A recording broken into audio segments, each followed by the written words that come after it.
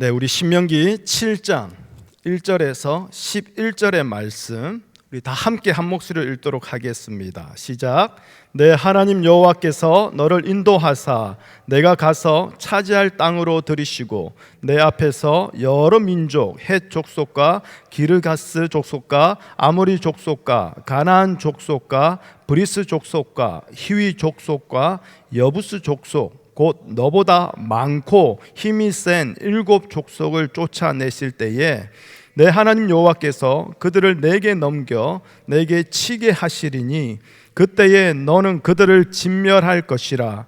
그들과 어떤 언약도 하지 말 것이요 그들을 불쌍히 여기지도 말 것이며 또 그들과 혼인하지도 말지니 내 딸을 그들의 아들에게 주지 말 것이요 그들의 딸도 내 며느리로 삼지 말 것은 그가 내 아들을 유혹하여 그가 여호와를 떠나고 다른 신들을 섬기게 하므로 여호와께서 너희에게 진노하사 갑자기 너희를 멸하실 것임이니라.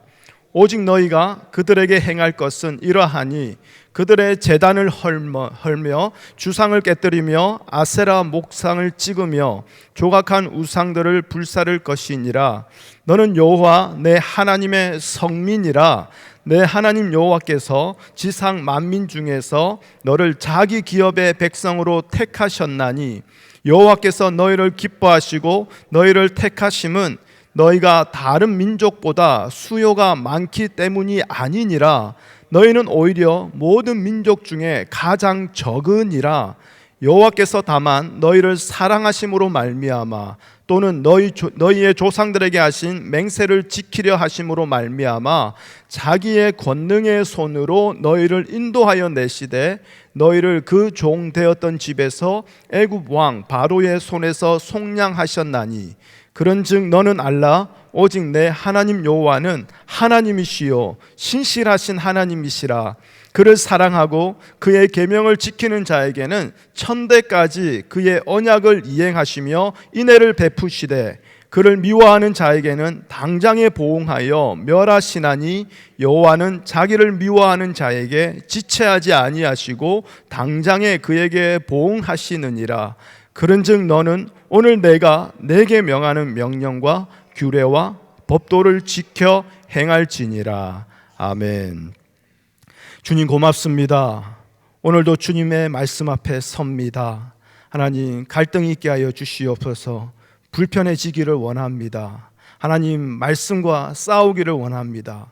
그러나 그 모든 끝에는 결국 우리의 모든 것은 무너지고 사라지고 주의 말씀만이, 말씀에 담겨 놓으신 하나님의 뜻만이 우리 안에 세워지게 허락하여 주시옵소서. 이 일을 오늘 이 시간 우리 가운데 주여 반드시 행하여 주시옵소서. 예수님의 이름으로 기도합니다. 아멘.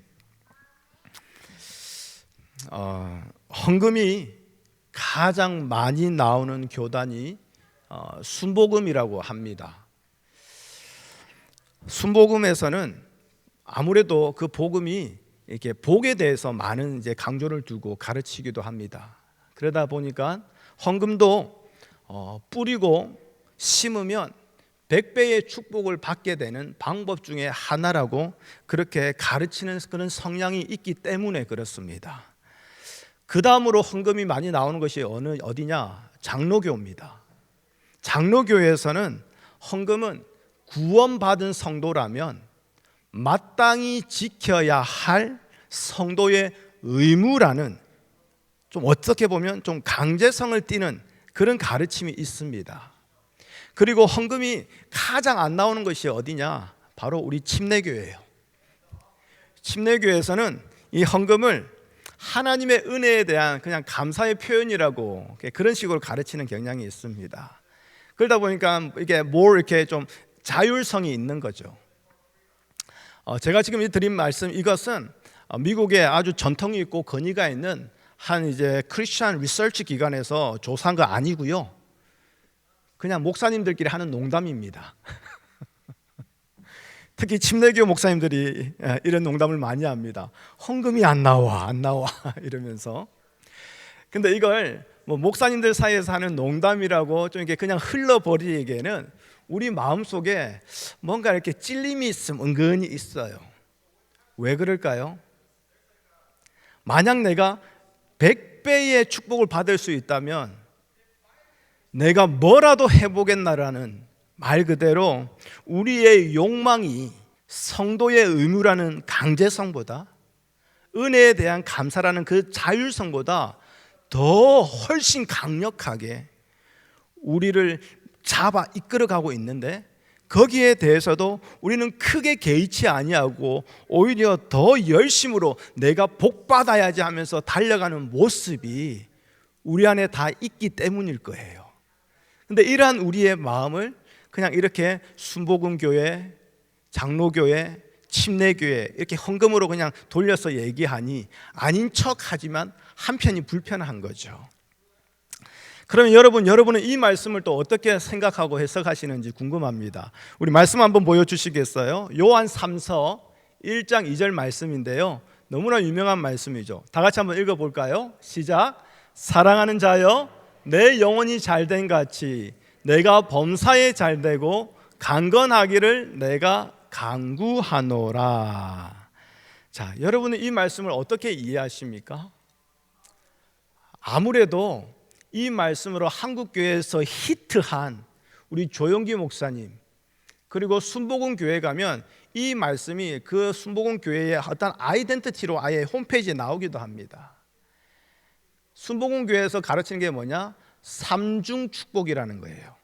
삼중 구원이라고 하고 삼중 축복이라고 합니다. 그래서 내 영혼이 잘 되면 우리 범사가 다 잘 되고 우리도 건강해지고 강건해지는 이 축복을 누리게 된다. 그래서 우리가 주목해야 될 것은 내 영혼에 잘 됩니다. 이렇게 가르치는 거죠. 여러분, 이 복을 누가 싫어하겠습니까? 이 복을 조금만 더 풀어서 얘기하면 결국 죽어서는 천국 가고 살아있는 동안에 이 땅에서도 성공하고 평안하다가 죽을 때까지 육신에 아무런 질병 없이 건강하게 사는 이 복, 이거 누가 싫어하겠습니까?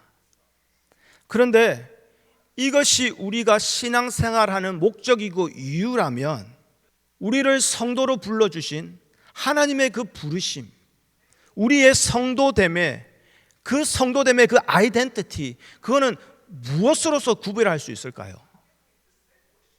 우리가 성도 되어서 교회 나와 예배드리고 신앙생활 하는데 그 이유와 목적이 저렇게 삼중 축복, 하나님을 믿지 않아도 세상도 다 바라는 것이 우리에게 목적이라면 우리의 성도됨의 구별은 도대체 어디서 찾아볼 수 있겠느냐, 이 말입니다. 천지창조 첫째 날 하나님은 빛을 지으셨어요. 그리고 빛과 어둠을 나누시지요. 그런데 이때 이 빛과 어둠은 해와 달이 아닙니다. 저 우주에 있는 저 태양이 아니라는 거예요. 달이 아니에요. 그 해와 달은 넷째 날 하나님이 따로 창조하세요. 그것을 가지고 낮과 밤을 주관하게 하시고 나누게 하시지요. 그렇다면 첫째 날 하나님이 창조하신 그 빛은 우리가 눈으로 보고 인식할 수 있는 저 낮과 밤, 즉 빛과 어둠이 아니라는 거죠. 다음 말씀 보여주시겠어요? 시편 36편 9절입니다. 다 같이 읽어볼까요? 시작. 진실로 생명의 원천이 주께 있사오니 주의 빛 안에서 우리가 빛을 보리이다. 자, 빛을 뭐라고 말하고 있습니까? 생명의 원천으로 말하고 있어요. 즉 첫날의 그 빛은 생명의 의미가 담긴 것이고, 그리고 첫날에 빛이 있게 하심으로써 하나님은 무엇을 하셨습니까? 하나님의 이 창조의 세계를 빛과 어둠으로, 생명과 죽음으로 나누어서 시작을 하셨다라는 거예요.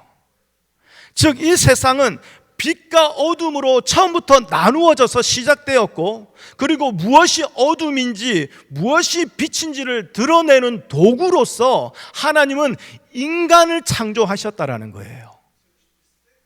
그렇다면 성도인 우리는 당연히 성도됨의 그 구별함이 나타날 수밖에 없는 존재예요. 어둠과 함께 사라져야 할 존재가 아니라 하나님의 약속의 나라에서 영원히 존재할 자라면, 하나님의 약속의 나라에서 영원히 존재할 자답게 살아가는 모습이 있어야 한다는 것이지요.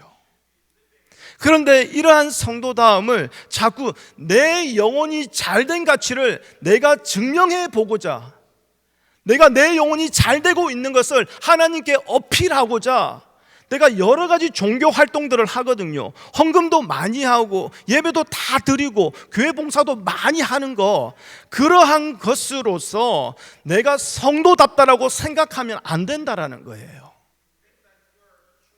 그것은 하나님이 아니어도 세상의 우상을 섬기는 자들도 다 나름대로 열심히 하고 있는 거예요. 여러분, 성도다움은요, 외적인 조건이나 어떠한 모습에서 나타나는 것이 아니라 이 땅을 살아가는 사고방식에서 드러나는 거예요. 성도다움은 흉내 낸다고 되는 게 아니라는 거죠. 제가 캘리포니아에 있을 때예요. 그때 우리 첫째 아들 야긴이가요, 한 이게 5살 이렇게 막 될 때였어요. 그때 집에 이제 야긴이와 로이를 데리고 제가 이제 집에서 이렇게 설거지하면서 애들을 돌보고 있었습니다. 그런데 야긴이가 무슨 이제 스낵을 하나 먹었어요. 과자를 먹고 난 뒤에 그걸 먹고 나면 항상 쓰레기통에 잘 버리는데 그날따라 애가 그냥 거실 바닥에 그냥 툭 던져버리는 거예요. 설거지를 하다가 제가 딱 봤는데 뭐 다시 픽해서 쓰레기통에 버리겠지 싶은데 아니, 안 하는 거예요. 그때에 또 이렇게 참 이렇게 좋은 아버지는 어떻습니까? 반드시 저놈을 가르쳐야지, 이런 마음이 올라오지 않습니까? 그래서 야기나 그 쓰레기 픽해서 쓰레기통에 넣어주세요 그랬는데 애가 듣는 척도 안 하는 거예요. 슬 열받더만요. 그래서 처음에는 야기나 그랬는데 나중에는 야긴, 그러다 나중에는 결국 우리 풀네임 다 부르잖아요. 김야긴, 주사 쓰레기통에 버려. 아무튼 아버지로서의 그 단호함과 권위를 가지고 아주 무섭게 빡 했더니 애가 뭐 이러면서 하긴 해요. 그러면 저는 이제 그게 다 끝난 줄 알고 다시 설거지를 하는데 갑자기 뒤에서 뭐가 팍 대이는 거예요. 보니까 이제 막 5살 된 야긴이가 자기 기분 나빴다고, 아버지가 자기한테 소리 질렀다고 뒤에 와서 저를 킥 발로 팡 찬 거예요. 저는 충격이었어요. 우리 야긴이는 천사였거든요. 아버지를 감히 발로 찬다라는 건 상상을 할 수 없는 내 아들의 모습이거든요. 그 순간 제가 설거지 물을 딱 클로즈하고 장갑을 벗고, 제가 그래도 아이를 키우면서 육아에 대해서 나름대로 공부를 했거든요. 그러니까 그때 한국 TV에서 많이 하는 게 애들을 가르칠 때는 특히 남자 아이들은 눈을 맞추고 단호한 말로서 명확한 센텐스로 얘기를 해줘야 된다. 여자아이들은 안 봐도 그냥 다 알아듣는데 남자아이들은 눈이 안 마주치면 그는 그냥 소리지 말이 아니다 이러더라고요. 그래서 제가 다시 야긴을 딱 붙잡고 제가 무릎을 꿇고 앉아서 눈맞춤을 딱 하고, 야긴아, 네가 화가 나는 거는 알겠어. 일단 마음 읽어주기 감정 읽어주기. 그렇지만 아빠를 이렇게 발로 차는 거는 잘못된 짓이야. 네가 아빠한테 사과를 했으면 좋겠어. 명확하게 얘기했어요. 애가요, 제 눈을 안 봐요. 그러면서 자꾸 딴짓을 하는 거예요. 자기도 기분이 상하고 자존심이 상한다 이거겠죠. 그래서 제가 다시 걔를 앉혔습니다. 앉히고 다시 야기나. 근데요, 애가 말을 안 듣고 자꾸 몸을 비틀면서 딴짓을 하는 거예요. 그때에 제가 깨달았습니다. 이때를 위해서 한국에서 그렇게 해라더라. 뭡니까? 애를 기싸움에서 이겨야 된다라는 거예요. 그래서 애를 팔로 안고 다리로 애를 꽉 안아가지고 애가 움직이지 못하게, 네 마음대로 되는 거 아니야, 이걸 가르치기 위해서 애를 그렇게 안고 김야긴. 근데 애는 그 안에서 이제 콧물 눈물 쏟으면서 소리 지르면서 와 하면서 난리가 납니다. 그럴수록 제 마음은 더 단단해집니다. 여기서 내가 이겨야 돼. 솔직히 제가 좀 정직하게 말씀드리면요, 이미 그때는 훈육에 대해서는 강을 건너버렸어요. 저도 뚜껑이 열리고요, 저도 이 하는지 보니까 제가 못 찾겠더라고요. 그래가지고 내가 오늘 내가 오늘 반드시 널 이긴다, 반드시 사과를 받아내고 이 꼬라지 다시 안 보게 내가 널 반드시 이겨버리겠노라. 저도 이제 안에 막 화가 나가지고요, 그렇게 애하고 완전 전쟁을 치렀습니다. 그리고 난 뒤에 나중에 저희 아내가 들어오면서 모든 것이 끝나버렸어요. 저희 아내는 깜짝 놀라죠. 집에 들어오니 전쟁이 나고 있는 거예요. 애는 자지러지고 눈물 콧물 막 이렇게 돼 있고, 아빠는 애를 보지도 않고. 그러다가 다시 이제 얘기하면서 제가 아내한테 많이 혼났습니다. 여보, 그거는 훈육이 아니라 감정 싸움한 거라고. 애하고 싸운 거라고. 생각해보니 참 그렇더라고요. 제가 제 뚜껑이 열리니까 이게 어느 순간은 훈육이 아니라 제가 애하고 기싸움을 한 거예요. 내가 너를 반드시 이겨보겠노라. 그런데 제가 처음에 제 마음은 뭐였습니까? 아이를 잘 가르치고자 하는 그 마음이었어요. 그런데 잘 가르치고 싶은데 어디서 본 거는 있거든요. 아주 쿨하고 아주 멋진 아빠의 모습으로서 서로 좀 이렇게 이렇게 멋진 대화를 하면서 그렇게 이상적인 그런 아들과 아버지의 모습이 되고 싶었던 거죠. 그래서 제가 한 번도 해보지 아니한, 어쩌면 저에게는 맞지 아니한, 말 그대로 TV에서 말하는, 전문가들이 말하는 그 좋은 아버지의 모습을 제가 흉내를 냈던 거예요. 그러다가 안 되니까 나중에 저도 뚜껑 열리고 서로 난리가 났던 거죠. 그 뒤로 야긴이가 이 메릴랜드에 이사하고 난 뒤에도 종종 그 얘기를 하더라고요. 엄마, 그때 아빠가 날 죽이려고 했어. 아빠가 내 숨을 못 쉬게 다 뇌물 먹고 나를 죽이려고 했어. 그러면 저는 또 안에서 속에서 열불이 나는 거예요. 야 임마, 내가 임마, 이러면서 또 그러다가 나중에 됐어야 그 아이가 그때 얼마나 큰 공포와 두려움이 있었을까. 그게 아이한테 어떻게 보면 트라우마가 된 거죠. 그래서 나중에는 다시 자기 전에 기회가 있으면 기도하면서, 그러면서 야긴아, 그때 아빠가 너무 몰랐었어. 아빠가 너무 아빠 기분대로 했었어. 그래서 그게 야긴이에게 상처가 된 것 같아. 아빠가 정말 미안해. 진정으로 사과를 했어요. 그러고 나면 끝나야 되잖아요. 이 애 뒤끝이 저 엄마를 닮았는가.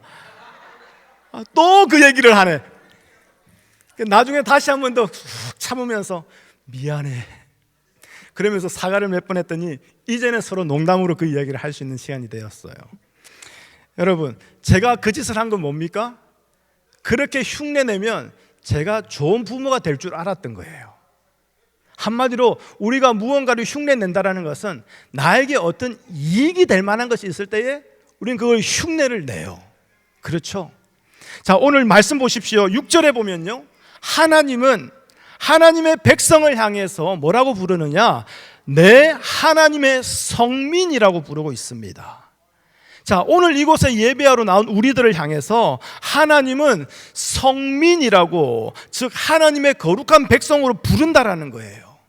그런데 성민이라는 하나님의 성민이라는 것은 흉내낼 수 있는 것이 아니라는 거예요. 하나님의 거룩한 백성들이 모인 하나님의 교회, 이 역시 흉내낼 수 있는 것이 아니라는 거예요. 세상에서는요, 무언가 나에게 도움이 될 만한 것이 있으면 흉내내기를 시작합니다. 몇 년 전만 해도 이 동네에서 그 K 핫팟, 샤브샤브, 그렇죠? 그런 거, 그 비즈니스가 한번 싹 일어났어요.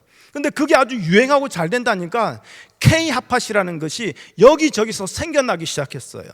왜냐하면 그걸 흉내내면 나에게 어떤 유익이 있을 거라고 생각하기 때문인 거죠.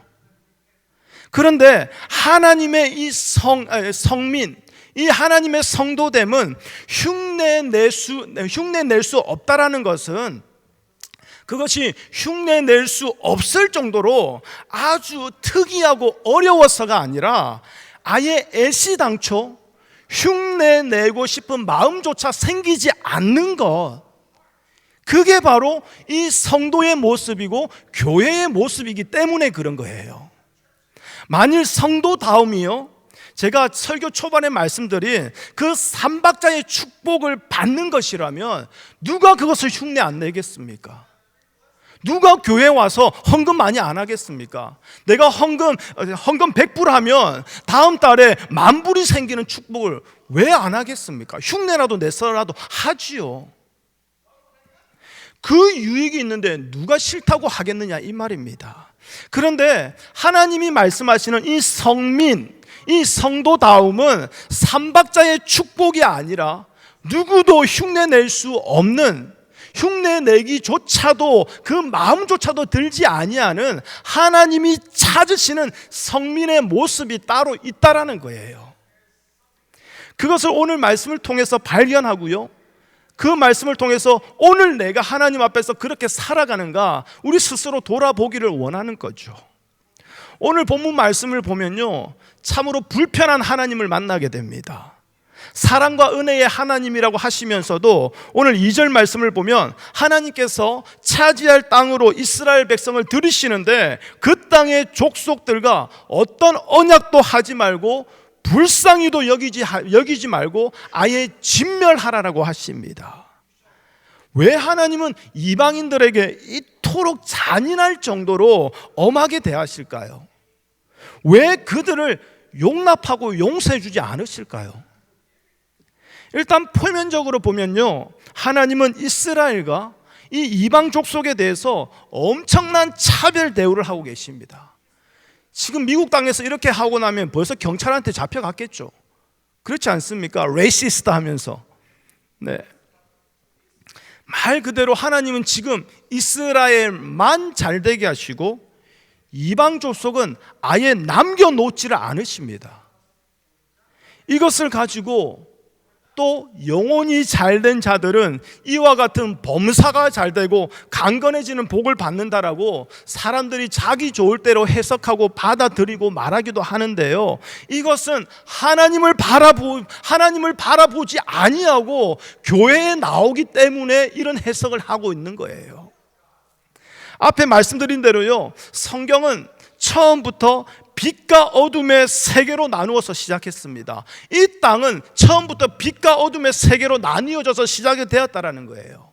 그러면 오늘 본문 역시 지금 이 세상을 둘로 나누고 있는 거예요. 진멸당할 자와 진멸시킬 자예요.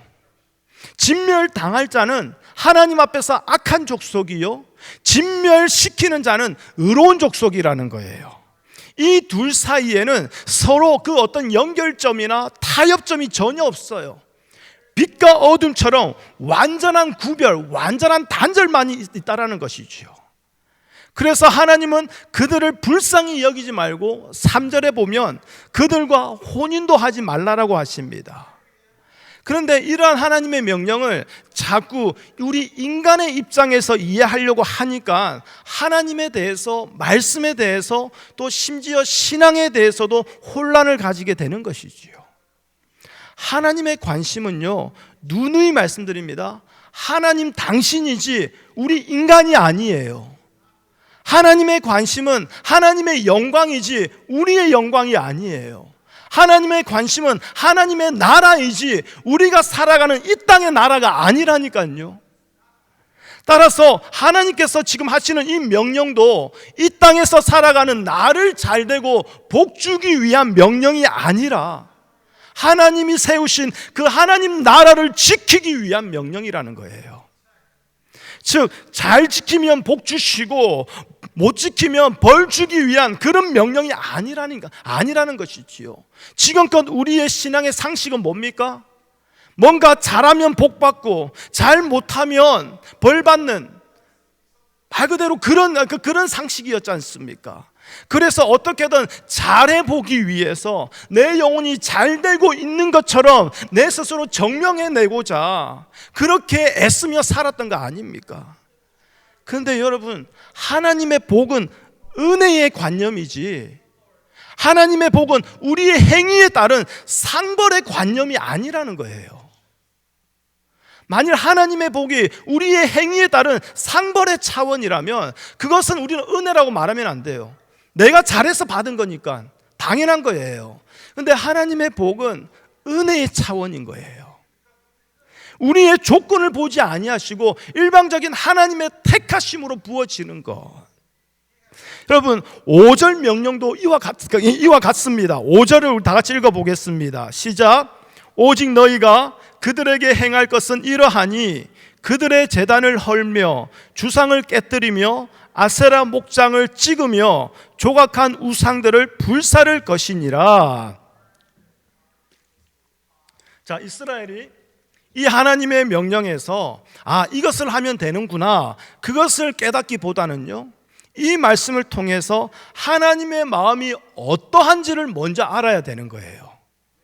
우상을 허용하지 않으시는 하나님, 우상을 미워하시며 철저하게 짓밟으시고 무너뜨리시기를 원하시는 그 하나님의 마음을 잊으면 안 되는 것이지요. 그렇다면 우상이 도대체 무엇이기에 그토록 하나님이 싫어하셔서 이렇게 철저하게 무너뜨리실까요? 우상은 마리아상, 부처상을 말하는 게 아니에요. 여러분, 우상은요 인간의 자기 사랑의 증거예요. 그러니까 내가 하나님 앞에서 기도하고 예배한다 할지라도 내가 하나님 앞에서 우상이 될 수 있다라는 것이지요. 언제라도요. 아시다시피 인간은요 항상 자기를 지켜주고 보호해줄 자신을 위한 어떠한 능력의 신을 찾아요. 인간의 필요에 의해서, 그러한 인간의 필요에 의해서 만들어지는 것이 우상 아닙니까? 그래서 인간이 생각하고 만들어낸 신은요 결코 신 스스로 생각하고 스스로 결정하지를 못해요. 왜 그럴까요? 인간이 생각한 대로 움직여야 되거든요. 인간이 바라는 대로 그것을 따라줘야 되거든요. 인간이 하자는 대로 그것을 함께 해줘야 되거든요. 여러분, 이게 우상 아닙니까? 이러한 우상을 깨뜨리고 찢고 불사를 하고 하시는 것은 뭐냐? 하나님은 이러한 우상이 아니라는 거예요. 하나님은 이러한 하나님이 아니라는 것을 지금 이스라엘에게 보여주고 계시는 거죠. 그래서 이방인을 멸하고 우상을 무너뜨리라는 것은 단지 그 가나안 이방 족속을 벌주기 위함이 아니라는 것이에요. 이스라엘 그 민족에게, 하나님의 성민에게 하나님이 어떤 하나님이신지, 그리고 그 하나님이 다스리시는 그 하나님의 그 말씀의 나라가, 그 약속의 나라가 어떠한 나라인지를 분명하게 가르쳐 주기 위함이라는 거죠. 그리고 약속의 땅에서는 결코 이런 이방인과 같은 그런 삶의 모습이 있어서는 안 된다라는 것을 말씀하시는 거예요. 그래서 이스라엘이 그 땅에 들어가 이방인들을 진멸시킬 때에 그 멸망당하는 그들을 보면서 내가 저들과 같이 산다면, 저들의 모습으로, 저들의 사고방식으로 하나님을 만난다면 나도 저들과 똑같이 진멸당하게 될 것이라는 거, 그걸 가슴 깊이 새겨야 되는 것이지요. 그런데 오늘날 성도들이 어떻습니까? 많은 교회들이 어떻습니까? 이스라엘로 하여금 우상을 깨뜨리고 찢고 불사를 하고 하시는 하나님의 그 마음을 외면한 채 그냥 오늘 내가 부처 앞에 나가지 아니하고 마리아 상 앞에 나가지 아니하였다라는 것으로 나는 우상과 상관없는 존재라고 그렇게 여기며 하나님을 찾고 있습니다. 그러면서 하나님을 우상처럼 대하고 있지 않습니까?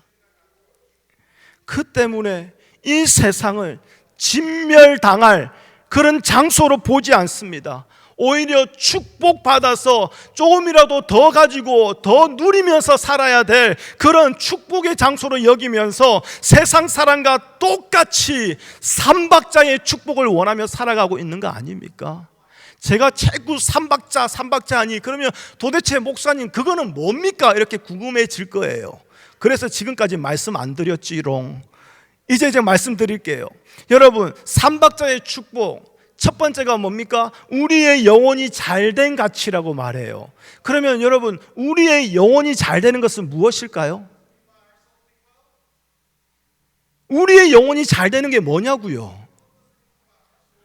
그러니까 여기에 대한 개념이 없이 그냥 내 영혼이 잘 되고 있는 것처럼 보이려고 해요. 그래서 헌금하고 그래서 예배 드리는 거죠. 여러분, 우리의 영혼은 하나님과 단절된 존재입니다. 하나님을 먼저 찾을 수 없고 하나님을 먼저 사랑할 수도 없는 존재가 우리의 영혼 아닙니까? 그런데 이런 영혼이 주의 은혜로 말미암아 하나님을 알게 되고 예수 그리스도를 알게 된다면, 그로 말미암아 영원한 죽음에 거해야 될 이 영혼이 이제 생명에 거하는 영혼이 되었다면, 영생에 거하는 영혼이 되었다면, 이게 바로 영혼의 잘됨 아닙니까? 그런데 그러고 난 뒤에 내 영혼이 잘된 같이 범사에 잘되고 말하고 있습니다. 여러분, 중요한 것은요, 범사가 잘되고가 아니라 범사에 잘되고예요. 이걸 주목하셔야 돼요. 범사에라는 것은 모든 일에 있어서라는 뜻이 담겨져 있죠. 즉 모든 일이 아니라 모든 일에라는 거예요. 아니 목사님, 그 똑같은 말 아닙니까? 그 말이 그 말 같은데요? 아니요, 미묘한 차이가 있죠. 모든 일이라는 것은 말 그대로 우리가 하는 모든 일이 그냥 무조건 잘 되는 거, 그걸 구하는 거죠. 그런데 모든 일에라고 하는 것은 뭡니까? 어떠한 일에서든지 이거예요. 즉 모든 일이 잘 되기를 간구하는 것이 아니라 어떤 일에서든지 잘 되기를 간구한다라는 거예요. 그런데 영혼이 잘된 같이 범사에 잘되고라고 했죠.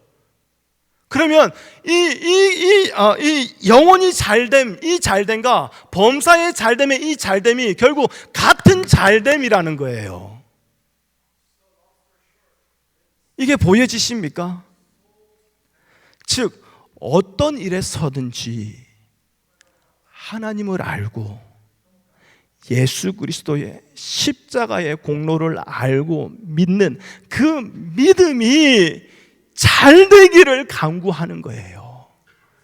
이게 내 영혼이 잘된 같이 내가 범사가가 아니라 범사에 잘되고, 그리고 이것을 가지고 성도의 강건함이라고 말을 하는 것이지요. 그런데 우리는 지금까지 이 말씀 어떻게 이해했습니까?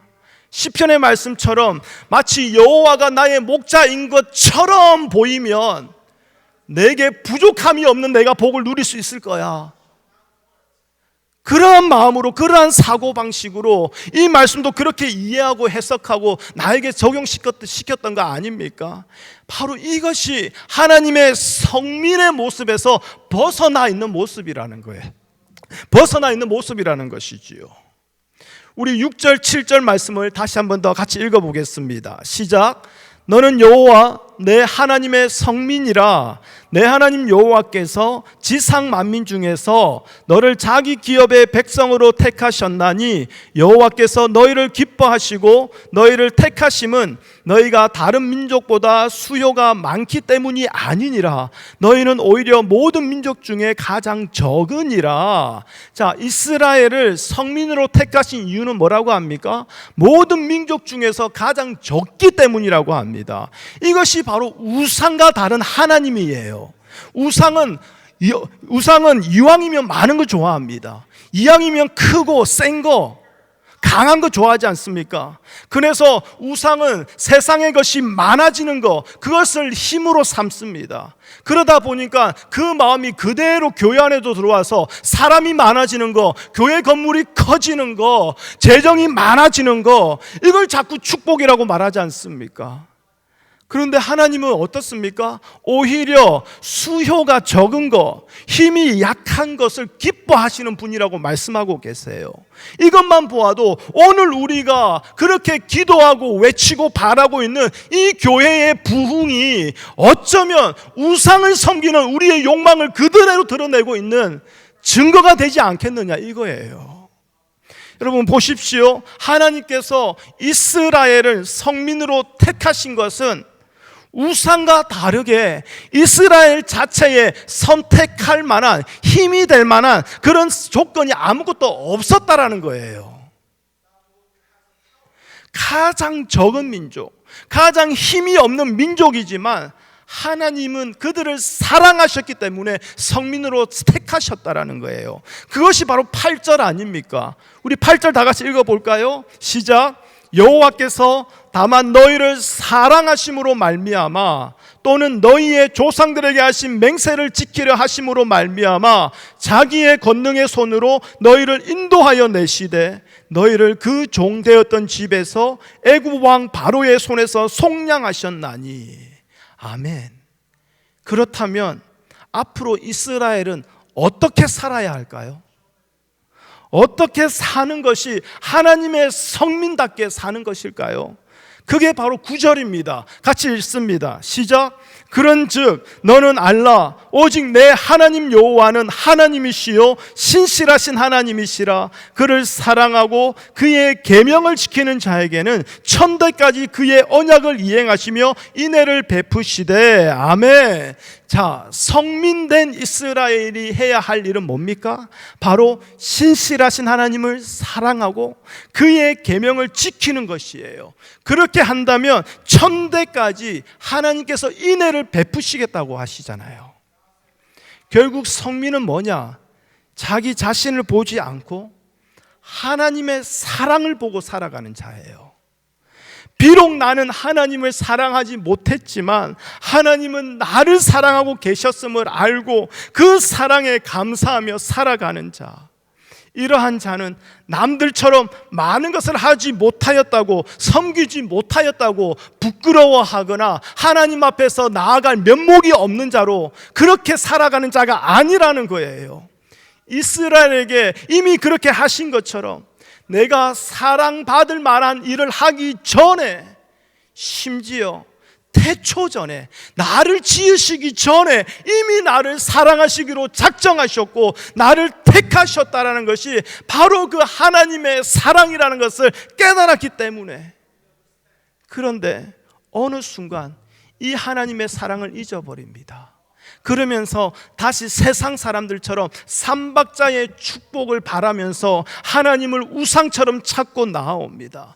그러니 내가 좀 지난 한 주 동안 기도 좀 했다 하면, 말씀 좀 읽었다 하면 유난히 이번 주에는 하나님 앞에 좀 당당하게 나오고, 전도 좀 했다 하면 하나님 앞과 사람들 앞에서 좀 이렇게 당당하게 나오고.